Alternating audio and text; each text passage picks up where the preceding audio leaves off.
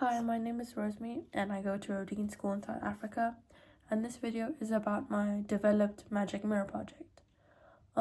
Since the last Milestone video, I thought that I was going to use a bigger monitor in my home to put the magic mirror display on, but because one, I couldn't get the reflective film on nicely, and two, it was in an inconvenient room, I actually ended up using the smallest 7-inch display, and I'm planning to put a frame around it so it would act more of a portable bedside monitor.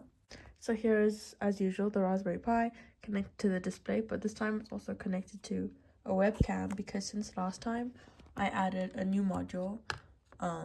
Here we have the ones I had last time, so there's barely been any changes to the interface except for the background.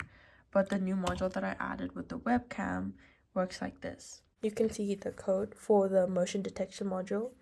It uses the USB webcam that's been plugged into the Raspberry Pi. And how it basically works is when it detects that somebody has walked into the frame of the camera, it will turn on the display of the magic mirror. And when it detects that somebody has walked out of frame of the camera, it'll turn off the display. And that will basically save the health of the SD card and make sure it can last longer. I had quite a few challenges with adding new modules this time. Some of them didn't work just because I think the code was outdated, because as soon as I would remove the code for that module, everything would work again. Initially, I actually wanted to add a Spotify module that was gesture controlled. So if you had move your hand up, the volume would go up. Move your hand down, the volume would go down. And then if you move your hand to the right, it would skip the song. To the left, it would rewind the song.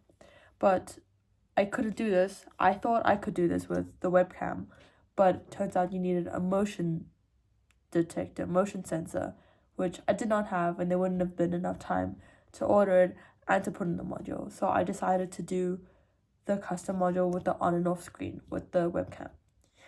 And with what's next, I need to add the frame to the side of the monitor so that it can look more presentable, put the Raspberry Pi in its box, and then that's about done.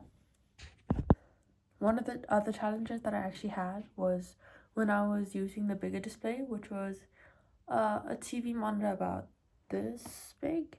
I could not get the reflective film to apply nicely and smoothly because the screen was big and it was only me trying to apply it. That's also one of the reasons I just put the reflective film on the smaller display.